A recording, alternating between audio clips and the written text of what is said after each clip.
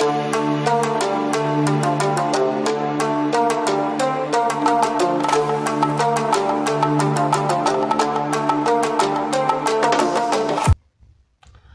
datang di channel Mamun Indonesia. Kali ini kita akan melanjutkan pembelajaran mengenai prioritas dakwah Nabi Muhammad SAW ketika di kota Mekah. Apa saja prioritas Nabi, dan ketika beliau mulai melakukan dakwah di Mekah, itu apa aja yang beliau prioritaskan dan beliau utamakan di awal-awal beliau berdakwah. Nah, di sini kita akan membahas itu. Membahas tentang prioritas dakwah Nabi Muhammad SAW di Mekah. Nabi Muhammad SAW itu di Mekah, di awal-awal beliau menjadi Nabi, menjadi Rasul, beliau itu berdakwah di tengah-tengah penduduk atau di tengah-tengah masyarakat Jazirah Mekah, Jazirah Arab ya. Masyarakat Mekah itu di sana masih suka, kalau di Indonesia ya, seperti mempercayai aliran animisme dan dinamisme. Itu aliran-aliran yang mereka suka menyembah berhala, mereka suka menyembah patung, atau mereka suka menyembah pohon besar yang mereka anggap itu memiliki nilai spiritual yang bisa digunakan untuk bermunajat kepada Allah Subhanahu wa taala dan sebagainya. Nah, di sini Rasulullah itu memiliki prioritas untuk mengajarkan ketauhidan, mengajarkan kepada masyarakat Mekah itu untuk kembali menyembah Allah Subhanahu wa taala. Kenapa kembali di sini bahasanya? Karena dulu di Mekah sudah ada Nabi Ismail, Nabi Ibrahim yang sudah mengajarkan keesaan atau ajaran keesaan. Di video-video sebelumnya kita sudah pernah membahas mengenai itu, di mana ajaran dari Nabi Ismail, Nabi Ibrahim sebelum Nabi Muhammad itu diangkat menjadi Rasul atau menjadi seorang atau mendakwah kepada masyarakat Mekah, ajaran mereka sebenarnya adalah ajaran ketauhidan. Kalau bersumber dari Nabi Ismail, otomatis ketauhidan yang mereka sembah itu kepada Allah Subhanahu wa taala. Namun lambat laun ketika sudah ditinggal oleh Nabi Ibrahim dan Nabi Ismail, itu masyarakat Mekah itu mulai melakukan penyembahan kepada hal-hal yang mereka anggap memiliki spiritual tinggi, atau mungkin hal-hal yang wingit, berhala, dan sebagainya. Nah, itu awal mula atau prioritas utama daripada Rasulullah SAW yang pertama dalam berdakwah, yakni mengajarkan ketauhidan. Nah, kemudian poin kedua daripada dakwah Rasulullah di Mekah itu adalah menegaskan tentang adanya hari pembalasan. Masyarakat waktu itu masih meragukan tentang adanya hari kiamat, bahkan cenderung tidak mempercayai. Nabi Muhammad mengajak untuk mempercayai adanya hari pembalasan. Karena apa? Karena mereka perlu menjaga kehidupannya untuk selalu sesuai dengan aturan dan tuntutan Allah Subhanahu wa taala. Nah, di situ Rasulullah menegaskan bahwasanya hari pembalasan itu memang ada. Karena daripada mereka atau masyarakat orang-orang Mekah ini itu sudah mulai tidak mempercayai adanya hari kebangkitan atau hari pembalasan itu tadi, karena mereka berkeyakinan kalau sudah hidup mati ya sudah gitu. Bahkan mungkin mereka mempercayai adanya reinkarnasi mungkin ya di luar Islam itu ya. Namun mereka tetap mempercayai bahwasanya kalau hidup itu cuma sekali, kalau sudah hidup mati ya sudah, karena mereka nggak percaya orang mati itu kan ketika dikubur sudah tinggal tulang belulang. Gimana ceritanya tulang belulang itu bisa hidup lagi gitu. Intinya gitu ya, mereka tidak percaya adanya hari pembalasan. Nah, di sini Rasulullah menegaskan bahwasanya hari pembalasan itu memang ada. Poin selanjutnya adalah Nabi Muhammad SAW itu dalam dakwahnya memprioritaskan diri dalam merubah perilaku orang-orang jahiliyah. Ingat ya, jahiliyah di sini itu tidak dimaknai secara bahasa gitu.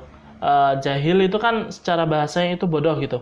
Berarti mereka bodoh gitu. Tidak di sini seperti yang kita sudah pernah jelaskan sebelumnya, bahwasanya jahiliyah di sini itu adalah perbuatan mereka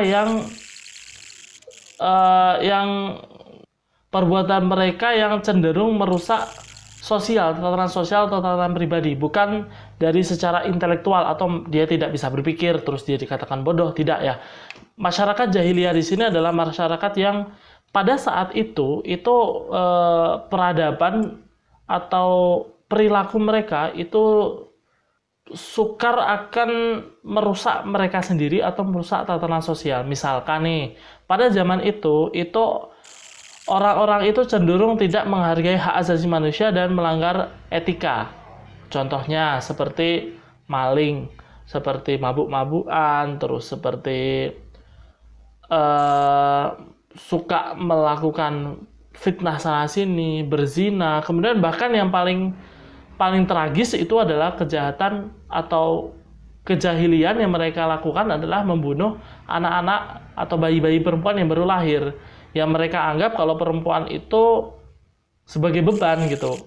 Ya karena zaman itu zaman susah mungkin ya teman-teman ya, dan hidup mereka itu harus dengan sikut sana sikut sini. Kan kita juga kemarin sudah mempelajari tentang itu, mereka sering terjadi konflik suku gitu. Kalau kebanyakan wanita itu mereka beranggapan bahwasanya suku mereka akan dianggap lemah dan mudah dikalahkan oleh suku lain. Makanya ketika bayi-bayi lahir perempuan itu mereka bunuh-bunuh. Nah, ini tentu dilarang oleh ajaran agama. Nah, gitu. Makanya mereka dikatakan masyarakat jahiliyah, dan disinilah Rasulullah ingin merubah perilaku kejahiliahan mereka itu agar menjadi perilaku yang bagus, agar menjadi perilaku yang baik. Dan sebelum Rasulullah itu menyuruh atau mengajak mereka melakukan perilaku-perilaku yang baik, jujur, amanah, dan sebagainya, itu Rasulullah sudah mempraktekkan jauh sebelum beliau diangkat menjadi Rasul. Makanya beliau pun sudah mendapatkan gelar Al-Amin sebelum diangkat menjadi Rasul itu. Dan itu diabadikan oleh Allah Subhanahu wa taala dalam Quran surat Al-Qalam ayat keempat. Ini pengabadian tentang akhlak Rasulullah. Wa innaka la'ala khuluqin adzim, ya berarti dan sesungguhnya kamu benar-benar berbudi pekerti yang agung. Nah, ini mensifati sifat Rasulullah. Prioritas selanjutnya dalam dakwah Rasulullah SAW adalah memperjuangkan hak asasi manusia. Apa yang beliau perjuangkan saat itu? Pada saat itu masyarakat Arab masih mengenal mengenai budak ya, perbudakan. Di saat itu ada sistem perbudakan. Kalau orang yang dianggap tidak mampu, kemudian itu orang bisa dibeli, dan bisa dibeli kemudian bisa disuruh macam-macam. Seperti kisahnya Bilal bin Rabah, itu kan dia juga sebelumnya seorang budak yang dimerdekakan gitu kan. Nah, mereka suka-suka majikan gitu, namanya juga budak. Tentu sudah tidak asing lagi gitu ya istilah budak di telinga kita gitu. Tentu saat itu budak juga sangat banyak, dan itu masih ada gitu loh di zaman Rasulullah itu. Dan di situ Rasulullah memprioritaskan dakwahnya dalam memperjuangkan hak asasi manusia. Beliau terlihat sekali ya apa yang beliau perjuangkan itu ketika beliau sering sekali memerdekakan budak gitu ya. Itu yang beliau lakukan salah satunya. Kemudian juga beliau mau merubah anggapan orang Arab yang suka membunuh dan merendahkan harkat martabatnya seorang wanita. Di sini Rasulullah tentu menaikkan derajat seorang wanita itu gitu, agar wanita pun juga setara dan jangan direndahkan ataupun ketika masih bayi dibunuh, itu tidak boleh. Islam datang itu sebagai rahmatan lil alamin, kemudian memerdekakan budak, menyetarakan status sosial, dan hanya orang-orang yang bertakwalah yang dianggap derajatnya tinggi di mata Allah Subhanahu wa taala. Itu tadi prioritas-prioritas yang Rasulullah SAW lakukan ketika berdakwah di Mekah.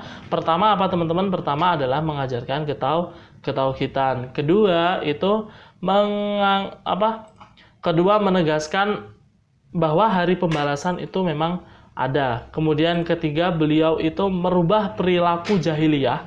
Ingat ya, jahiliyah di sini itu bukan jahiliyah secara intelektual atau secara keilmuan, namun jahiliyah di sini yang dimaksud adalah secara perbuatan mereka yang jahiliyah gitu, berzina, judi, mencuri, merampok, membunuh bayi-bayi perempuan. Nah, itu masuk di sini. Dan prioritas terakhir adalah Rasulullah memperjuangkan hak asasi manusia, terutama memerdekakan budak dan mensederajatkan derajat wanita kepada laki-laki. Dan Islam melarang untuk membunuh bayi perempuan kalau baru lahir terus dibunuh itu nggak boleh ya. Di sini yang perjuangkan Rasulullah itu tadi prioritas yang diperjuangkan Rasulullah. Nah, di sini terima kasih telah menonton video singkat ini. Kita akan lanjutkan pada video selanjutnya. Jangan lupa untuk like jika suka, dislike jika tidak suka, subscribe agar tidak ketinggalan video selanjutnya, dan tekan tombol lonceng ya agar ketika kita update video teman-teman tidak ketinggalan. Terima kasih sudah menonton dan sampai jumpa di video selanjutnya. Terima kasih, sampai jumpa di video selanjutnya. Salam Mamun Indonesia.